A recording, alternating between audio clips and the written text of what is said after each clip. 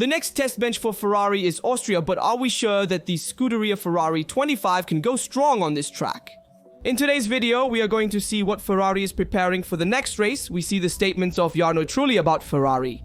What did Montoya say about Norris? And there we have the Fédération Internationale de l'Automobile that has once again expelled one of its internal members. And finally, let's look at James Wall's renewal with Williams and also the contract renewal situation of Russell at Mercedes.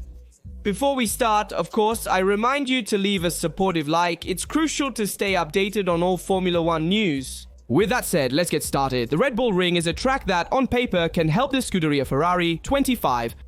And it's there that a new bottom could debut, designed as a basis for future developments. It's not a revolutionary package, but a step in the right direction. Meanwhile, work is being done on micro-corrections, small invisible changes to the eye, but that added up can make a difference. Because the reality is this: if you can't bring to the track what works in the wind tunnel and the simulator, the season is compromised. Mistakes are no longer acceptable in Maranello. A repeat of the wasted weekend in Canada cannot happen again. The patience of us fans is over. The time for testing is over. Now they really need to get this Scuderia Ferrari 25 working, because if it stays out of the window, every update risks being useless or worse, harmful. Changing the bottom now is risky, yes, but it's also the only way to really understand what this machine is made of. The long wait is about to end for Ferrari. It's time to get serious. There's also the pressure from Hamilton, who wants updates, and he clearly asked for them.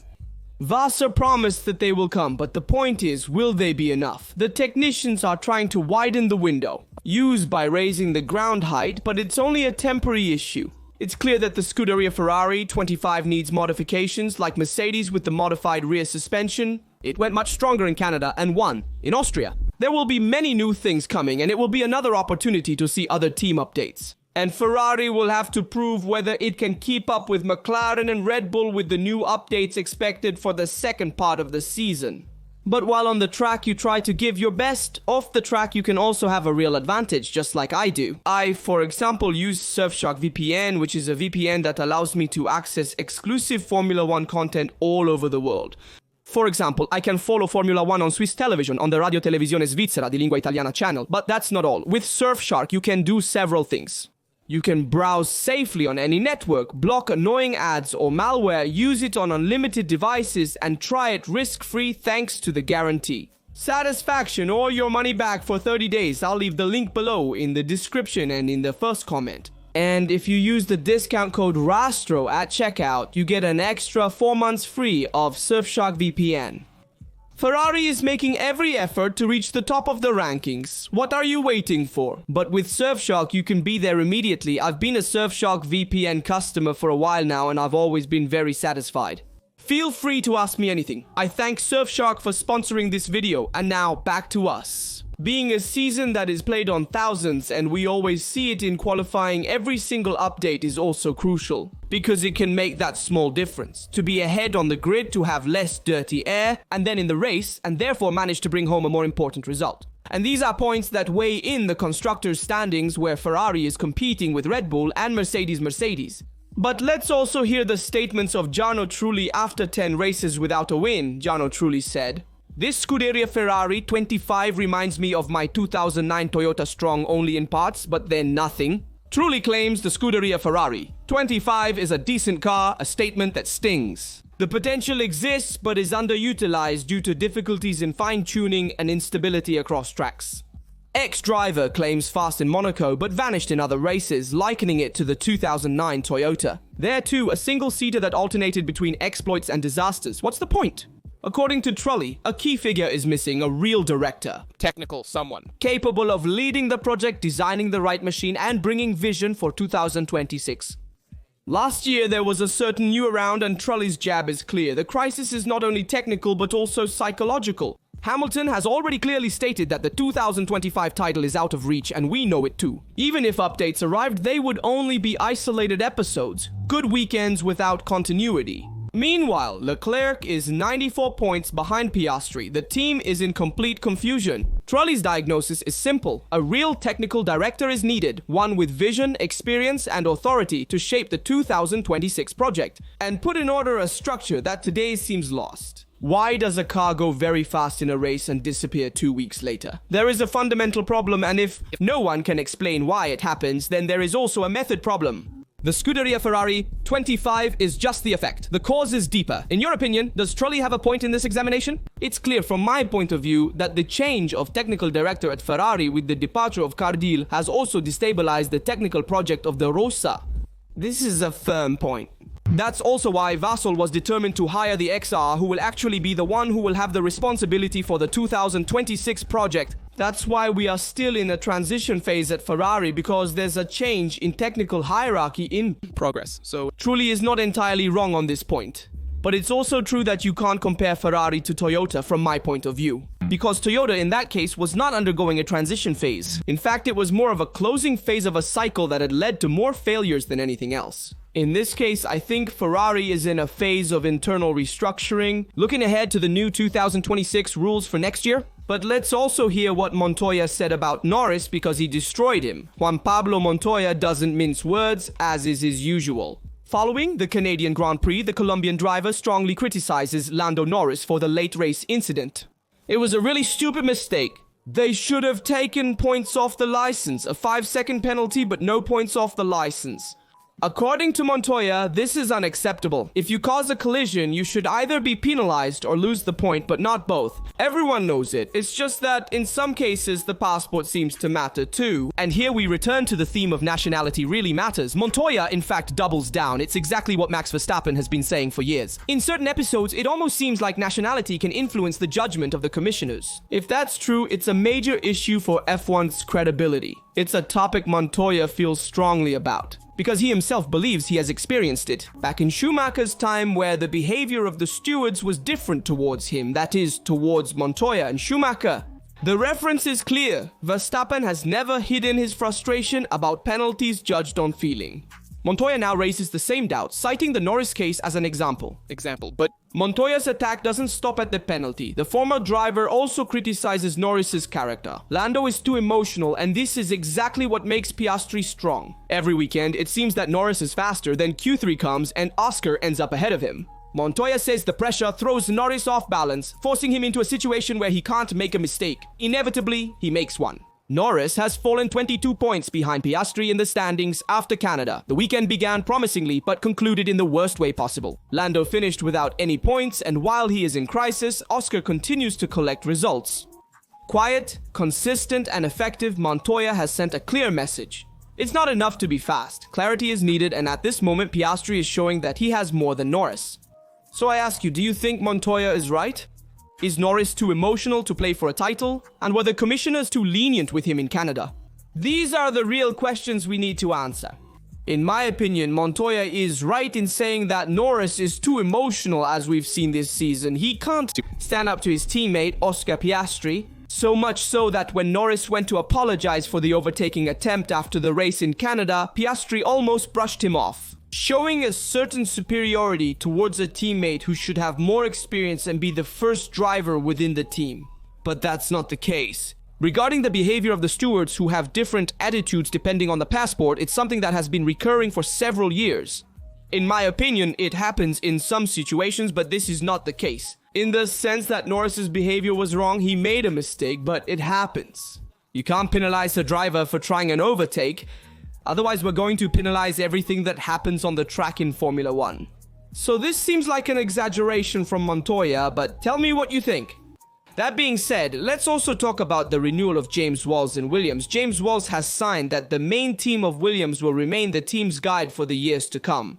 Williams' contract renewal was anticipated, but it also signals their determination to reclaim their position at the top and start winning again. Arriving in 2023, after a long career in Mercedes, Walsh took over a team in disarray. But in 2 years, he has transformed Groove into a credible, modern, and finally competitive project. When he landed at Williams, the picture was bleak. Obsolete structures, archaic internal management, and single-seater design done with Excel sheets. Walsh made it clear that everything needed to be rebuilt, and it was no joke. With the full support of Dorilton Capital, he restructured the team, updated the processes, and above all, built a long-term vision.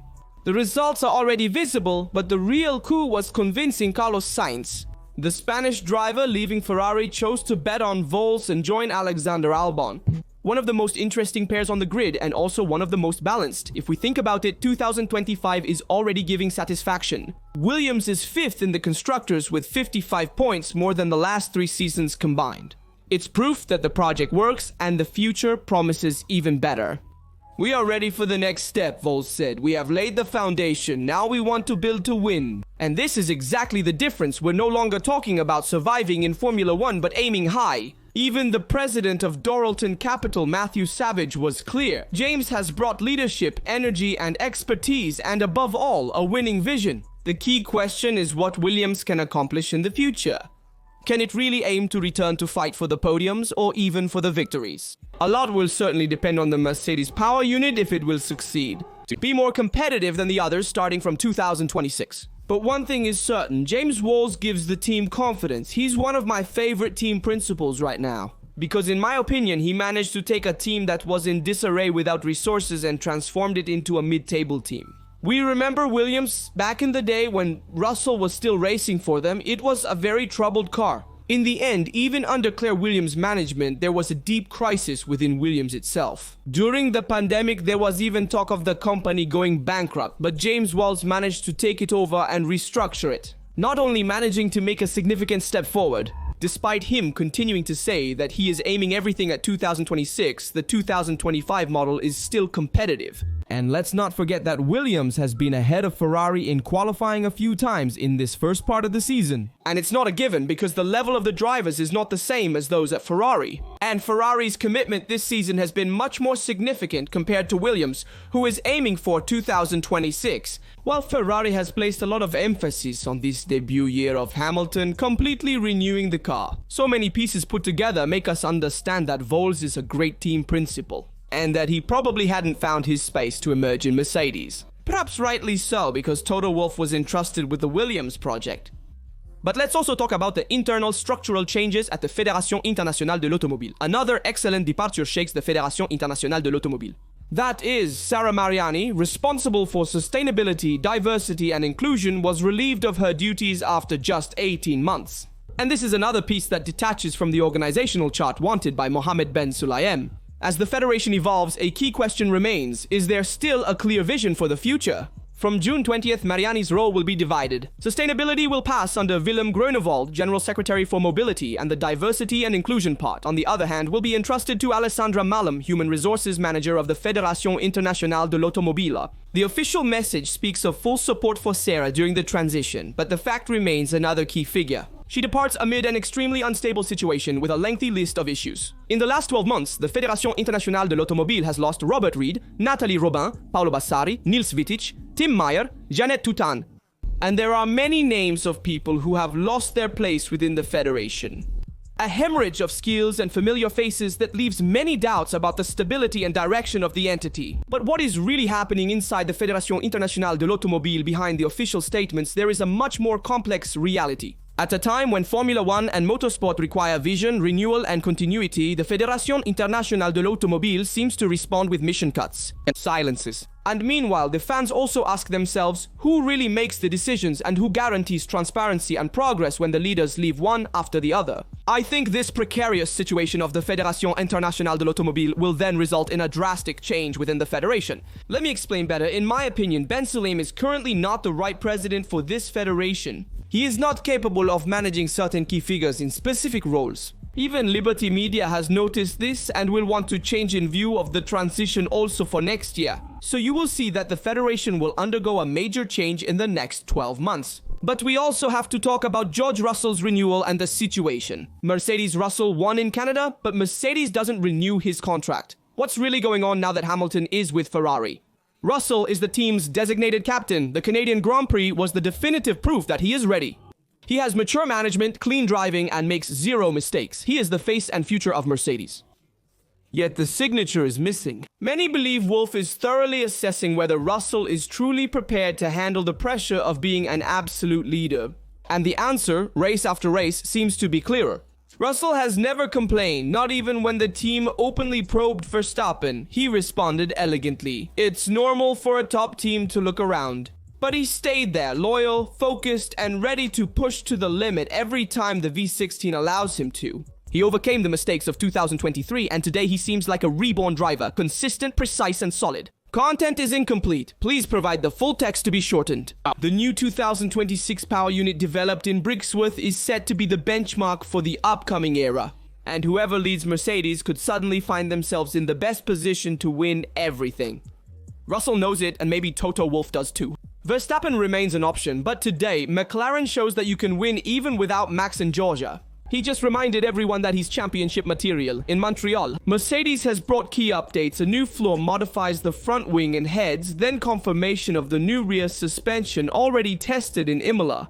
A package that worked thanks to lower than usual temperatures, and the V16 finally avoided the tire degradation that had penalized it in the last races. We saw a result of a stable, consistent, and fast car. Mercedes transformed the one-stop strategy narrative, dominating the weekend's discussions. First aggressive stint to cover Verstappen's undercut, second extended stint to have more tire at the end. And the real surprise move was the mediums in qualifying, which were then the softs of 2024. And as Simone Resta explained, it was a bold but winning choice. Because they guaranteed. Antonelli surprises with first podium at the 10th race after consistent multi-lap performance. It was his first time in Canada, but he was flawless, said Simone Resta. His defense at the end was crucial. Kimi was already defending well, and the result is deserved and shows all his potential. And more updates will arrive in Austria. Mercedes is not yet at the top, but now it has a direction. And if the Power Unit 2026 will really be the reference one, as rumored, then returning to win regularly could just be a matter of time.